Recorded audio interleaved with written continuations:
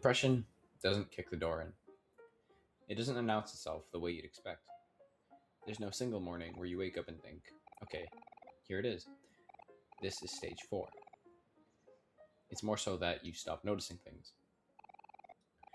The weight of your phone in your hand as you scroll past another reel, another TikTok. The way your bedroom smells when you've had the window closed for too long, not letting in any fresh air. The sound that a spoon makes against the bottom of an empty bowl. Things that used to register somewhere in you and now just don't. You're still here. Maybe you're eating. Maybe you're answering texts. You're showing up to school, to class, to the lessons. But it's like someone turned the volume knob down so low, you don't even hear it anymore. And now everything is just quieter than it used to be. And you've started to accept that that's just the way things are. I think it started with one person, and then another, and then somehow, before I even had time to process the first one, a third. And I remember at some point just sitting there thinking, how is this the same year? How is this all happening in the same chapter of my life, like some kind of sick joke that I'm not in on? Losing one person, by any means, is survivable. Whether it be they just left your life or they passed away, it hurts in a way that has a shape to it. You can point to it, you can say, that is where it is.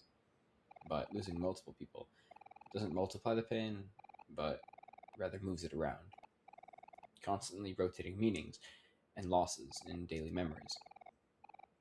You don't know which loss you're even feeling at any given moment.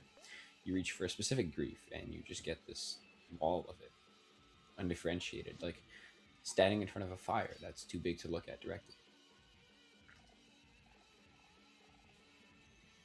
There was no one moment where everything inside of me just stopped. It was more like looking at a pile of work and choosing to ignore it over and over and over. Leave it for the next day, and then for the next, because I had to. Because I couldn't hold all of it upright at the same time and still function. I don't know if you've ever had a week where you did everything you were supposed to and felt absolutely nothing while doing it. Where you went through the motions so completely that from the outside everything looked fine. And the terrifying part, that from the inside you couldn't really tell the difference. You just moved through your days like water, finding the path of least resistance. Not because you chose to, but because you'd stopped being able to choose anything at all.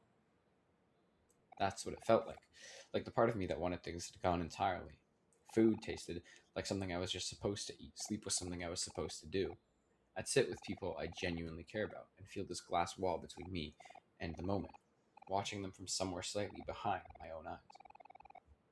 I kept thinking about all the people who left and trying to figure out what the common denominator was. And that is a genuinely terrible thing to do to yourself. I don't recommend it, but I couldn't stop. The brain wants a reason. It wants something that makes sense of the pattern, because a pattern without reason is just chaos, and chaos is scarier than being the problem. At least if you're the problem, you have something to work with. And the apathy is harder to explain than the pain. Pain you can justify. Pain makes sense. People understand pain. People will sit with you in pain. But apathy just looks like laziness. It looks like not caring, like being difficult, like choosing not to engage. And part of what made the stage so isolating is that I couldn't explain the difference between can't and won't to people who've never felt their motivation just evaporate, who've never stared at a thing they used to love and felt genuinely nothing. There was a specific afternoon where I sat down to do something that used to make me feel like myself, something I actually liked. And I just sat there for 40 minutes, not doing it, and not thinking about doing anything else either. I don't want to be another situation or another problem. I just want to say the true thing out loud and have it heard somewhere without someone immediately trying to fix it. Because the lights don't all come back at once. That's really not just how it works, at least not for me. It's more like one room in your house at a time. Sometimes you don't even notice until you're standing in one of the rooms and you realize it's brighter than you remembered, and you've been in here for a while now without thinking about the dark.